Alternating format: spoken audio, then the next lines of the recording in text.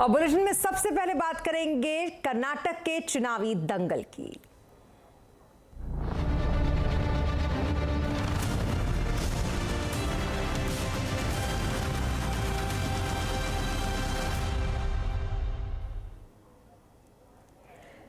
कर्नाटक विधानसभा की सभी 224 सीटों पर मतदान जारी है। 3 बजे तक 52% से ज्यादा वोटिंग हुई है। बड़ी संख्या में लोग वोट डालने के लिए पोलिंग बूथ पर पहुंच रहे हैं। कई जगहों पर पोलिंग बूथों पर लंबी लंबी कतारें देखने को मिल रही है।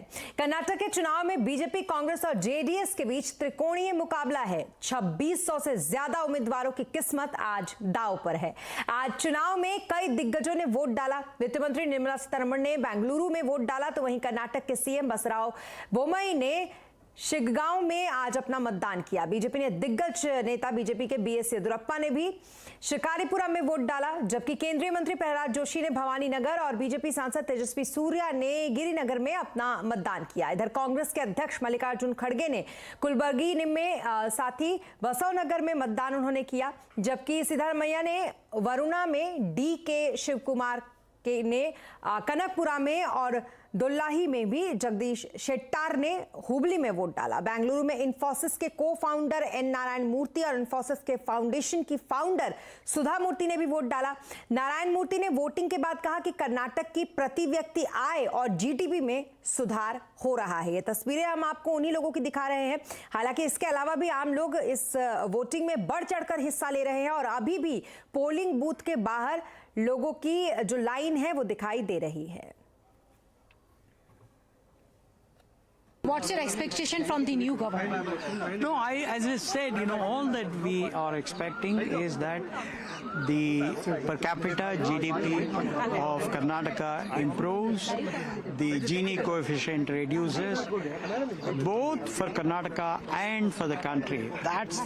And the needs of the poorest of the poor children in both urban India and rural India becomes better.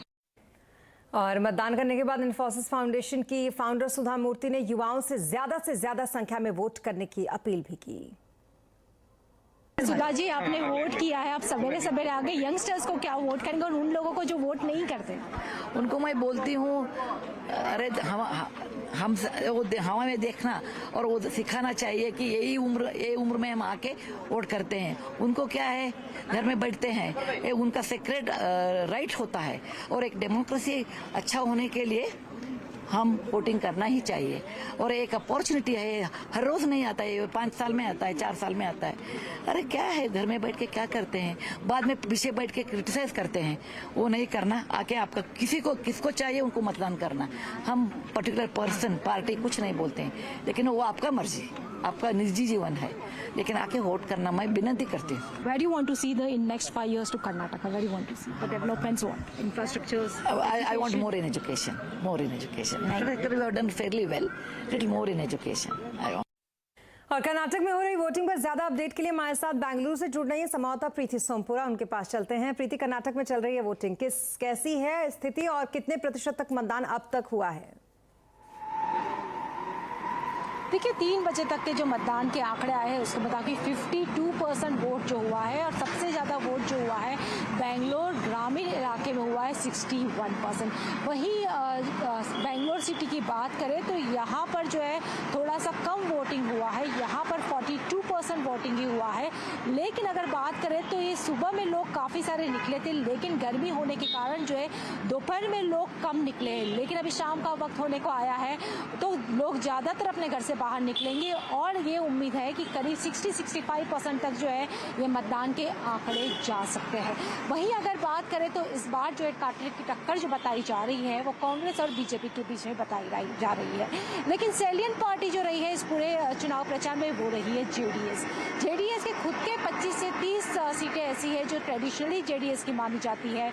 अगर वो जीत कर आती है तो किंग मेकर जो है एक बार फिर से जो है कुमार स्वामी बन सकते हैं, क्योंकि पिछले कई दशकों से ये देखा गया है कर्नाटक में हमेशा जो है 5 साल जिसकी सरकार होती है वो दोबारा नहीं आती है। तो क्या बीजेपी इस बार जो ये जो मिथ है उसको तोड़ पाने में कामयाब होती है क्या, तो इसको देखना काफी दिलचस्प होगा। वहीं दूसरी ओर अगर बात करें तो इस बार जो हम जो मतदाताओं से बात कर रहे थे तो सबसे ज्यादा उत्साह जो देखने को मिला है वो महिलाओं में देखने को मिला है और यंगस्टर्स में देखने को मिला है, खास करके वो युवा वर्ग जो पहली बार वोट कर रहे थे। जब हमने उनसे बात की तो उनका यही कहना था कि वो बेंगलोर का और खास करके कर्नाटक का विकास चाहते हैं और इंफ्रास्ट्रक्चर्स यहाँ ज्यादा से ज्यादा हो, यहाँ की जीडीपी ज्यादा हो, उसके ऊपर वो वोट कर रहे हैं। जी बहुत शुक्रिया तमाम डिटेल्स के लिए आपका प्रीति। और कुल मिलाकर कर्नाटक में क्या ट्रेंड जो है वो बदलेगा या फिर वहां पर अब जो मशक्कत जिस तरीके से बीजेपी कर रही है वो अपनी सरकार बनाने में कामयाब हो पाएगी? कर्नाटक चुनाव पर एग्जिट पोल पर सबसे सटीक विश्लेषण आज देखिए हमारे साथ शाम 7:57 पर।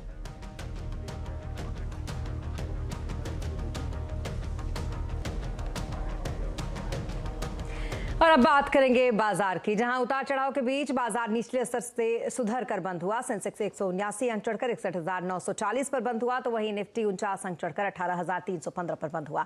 आज सबसे ज्यादा खरीदारी मीडिया रियलिटी शेयरों में रही। पीएसयू बैंकिंग और मेटल शेयरों में आज गिरावट देखी गई। सुमित से समझेंगे बाजार का पूरा हाल। सुमित बताएं जरा क्या कुछ रहा बाजार का आज का हाल। देखिए पहले तो मार्केट्स में आज वोलेटाइल सेशन रहा, क्योंकि शुरुआती कारोबार में खरीदारी, फिर ऊपरी स्तर से बिकवाली और बिकवाली के बाद इंडिसेस जाकर लोअर लेवल से पुल बैक के बाद फ्लैट टू पॉजिटिव साइड पर बंद होते हुए दिखाई पड़े।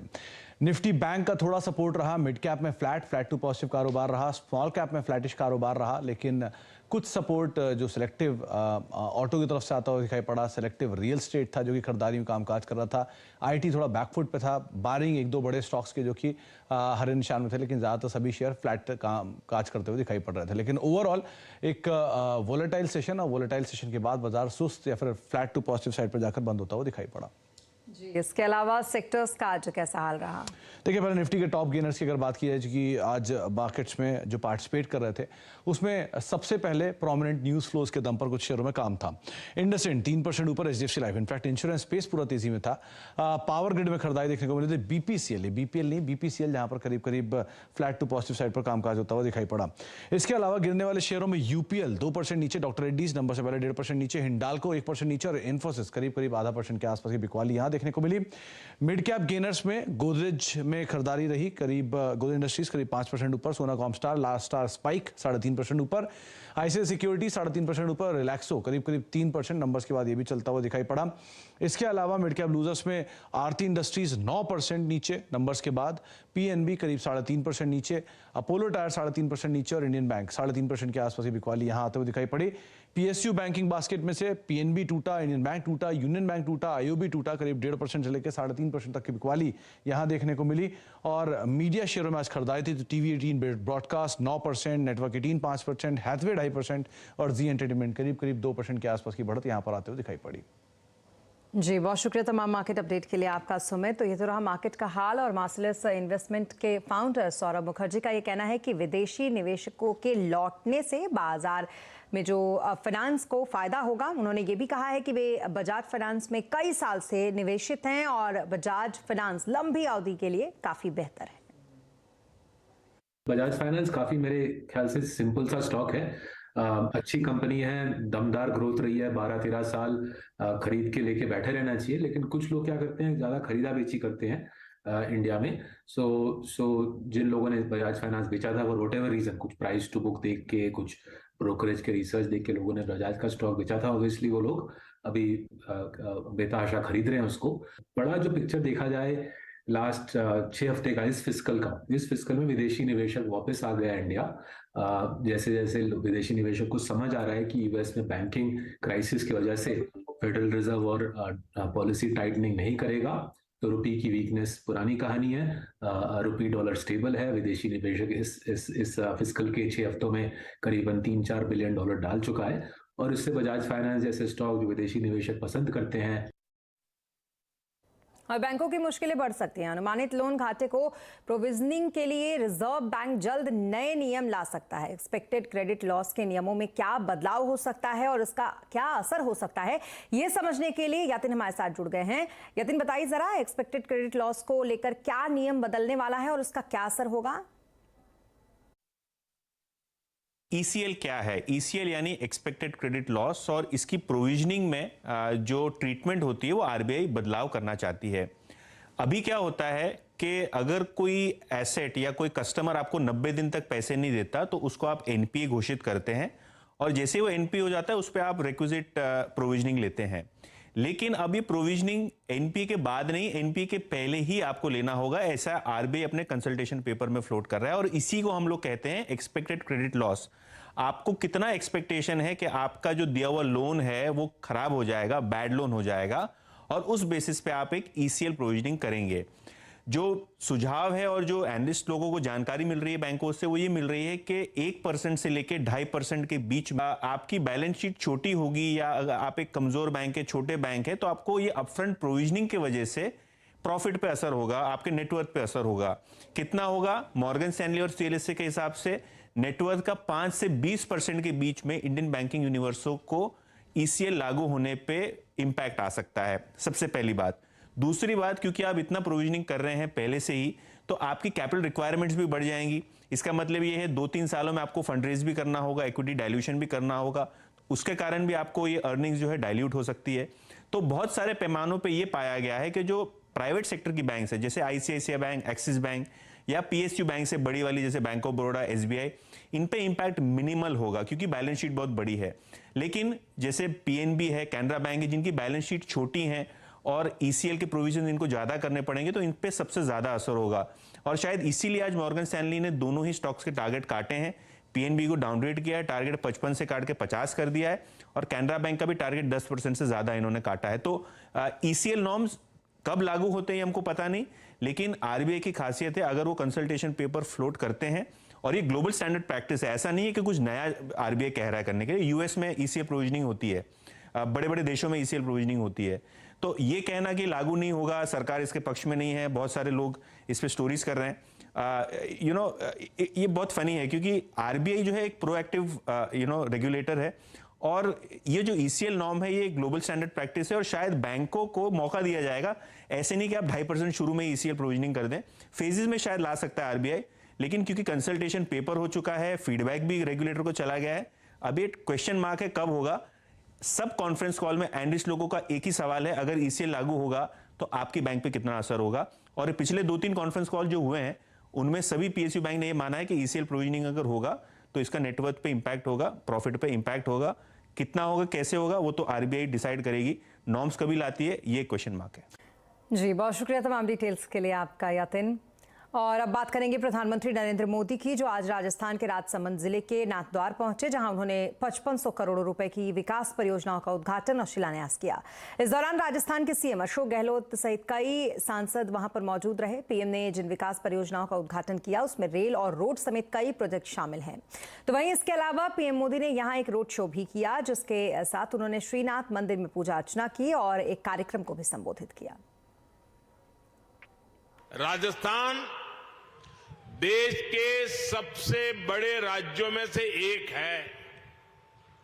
राजस्थान भारत के शौर्य, भारत की धरोहर, भारत की संस्कृति का वाहक है। राजस्थान जितना विकसित होगा उतना ही भारत के विकास को भी गति मिलेगी।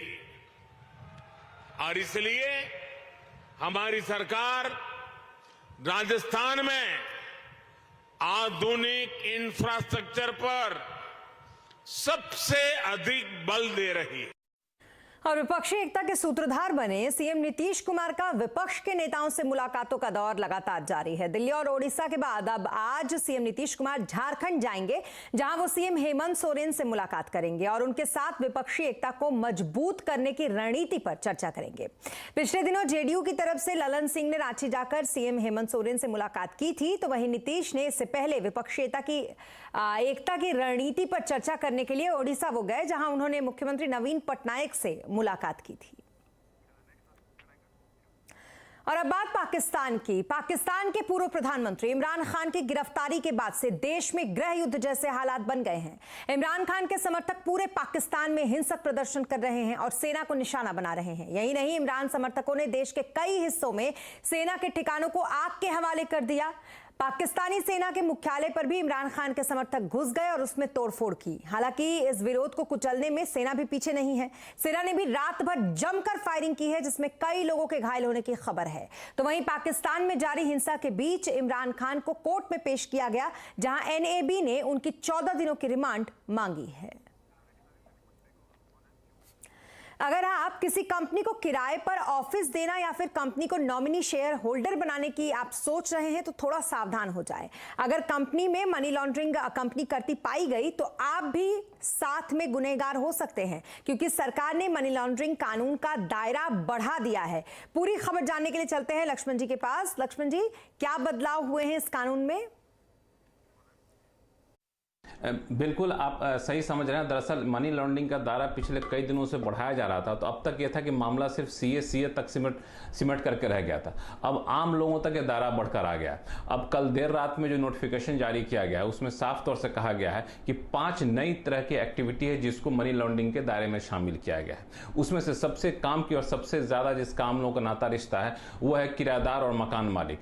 अगर आप कोई भी जमीन, कोई भी प्रॉपर्टी, कोई भी ऑफिस स्पेस अगर किसी कंपनी को ऑफिस पे किराए पर देते हैं तो आप जो है इस मनी लॉन्ड्रिंग के दायरे में आएंगे, अगर कंपनी मनी लॉन्ड्रिंग का काम करती हुई पाई जाती है तो।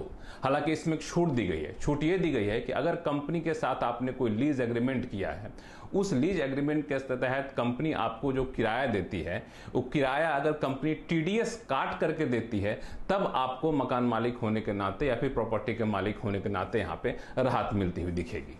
दूसरी जो एक्टिविटी इसको शामिल किया गया वो भी काफी महत्वपूर्ण है।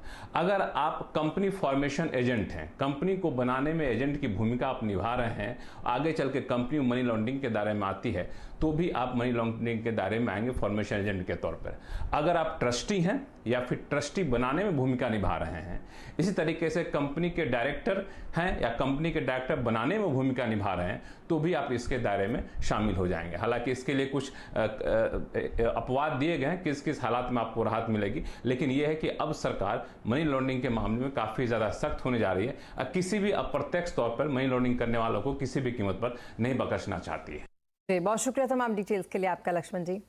और यहाँ रुकेंगे एक छोटे से ब्रेक के लिए, लेकिन जल्द होंगे हाजिर। आप बने रहे हमारे साथ।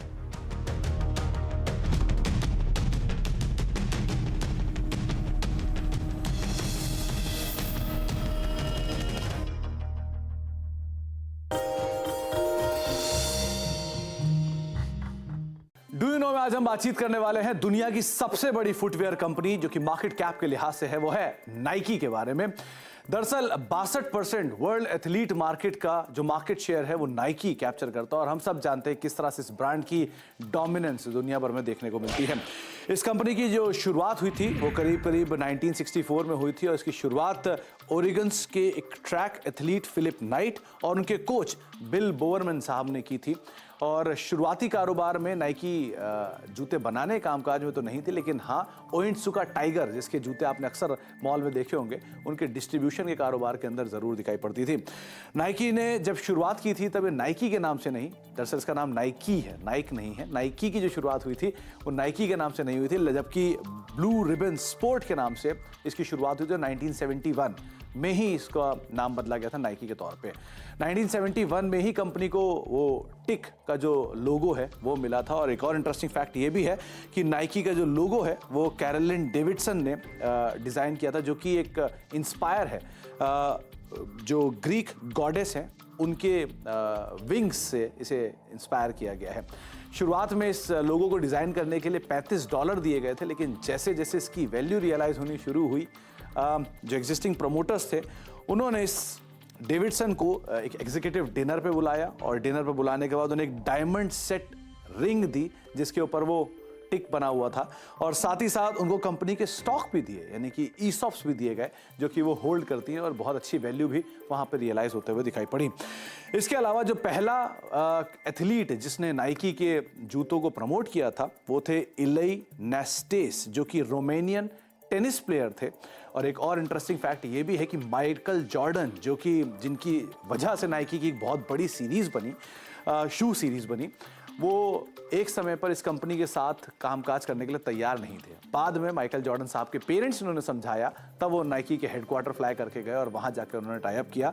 और साथ ही साथ जो एयर जॉर्डन 1, जो कि माइकल जॉर्डन साहब के साथ टाई अप के बाद जूता लॉन्च किया गया था, उस एयर जॉर्डन 1 के पहले डिजाइन को माइकल जॉर्डन साहब ने पसंद भी नहीं किया था। उनको कलर कॉम्पोजिशन नहीं पसंद था, लेकिन बाद में वो आगे चल के एक बढ़िया हिट के तौर पर बनता हुआ दिखाई पड़ा। इसके अलावा हर सेकंड नाइकी करीब करीब 25 पेयर स्नीकर्स के बेच देता है। तो आप इससे ही अंदाजा लगा लिए किस तरह की पॉपुलैरिटी है, यानी कि इस वीडियो के दौरान ही नाइकी एक बहुत बड़ी रेंज अपने फुटवेयर की बेच देगा। और उसके अलावा अगर आप नहीं जानते तो ये भी आपको बता दूं कि कन्वर्स और हर्ले, जिनके जूतों का आपने शायद कभी इस्तेमाल किया होगा, ये भी नाइकी ही ओन करता है। इसके अलावा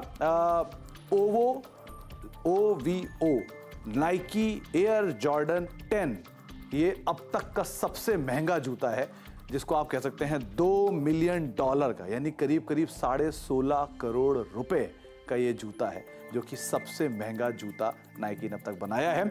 और नाइक टाउन लंदन, जो ये सबसे बड़ा स्टोर है, करीब 42,000 स्क्वायर फीट का स्टोर, जो कि नाइकी का है। और इसके अलावा एक और इंटरेस्टिंग फैक्ट ये भी है कि नाइकी दरअसल कोई फैक्ट्री ओन नहीं करता है, नाइकी उनको पे करता है जो कि फैक्ट्री ओन करते हैं उनके प्रोडक्ट्स बनाने के लिए। तो कुछ इंटरेस्टिंग फैक्ट, दुनिया की सबसे बड़ी फुट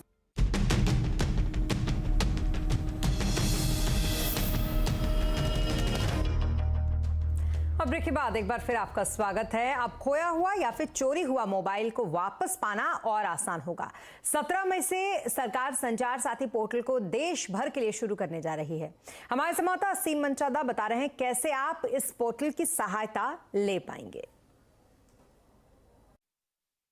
क्या आपका महंगा स्मार्टफोन गुम हो गया है या फिर चोरी चला गया है? अब उसको वापस पाना काफी आसान होने वाला है। 17 मई को वर्ल्ड टेलीकम्युनिकेशन डे है। इस दौरान सरकार संचार साथी पोर्टल की शुरुआत करने वाली है। इस पोर्टल के जरिए आप किस तरह से अपना मोबाइल वापस ले सकते हैं, आइए आपको बताते हैं। सबसे पहले तो आपको इस पोर्टल के ऊपर जाना है, वहां पर आपको अपना ब्लॉक और लॉस्ट स्टोलन मोबाइल के ऊपर क्लिक करना है। तो यहाँ पर आपका एक पोर्टल खुल जाएगा। पोर्टल में आपको अपनी मोबाइल की जानकारी डालनी है, उसका ब्रांड डालना है, उसका मॉडल डालना है, उसकी इनवॉइस स्लिप आपको डालनी है, और अगर आप उसकी आपको पुलिस कंप्लेंट करनी पड़ेगी, और पुलिस कंप्लेंट की कॉपी भी आपको इस पोर्टल के ऊपर डालनी पड़ेगी, तभी आपका ये मोबाइल ब्लॉक होगा।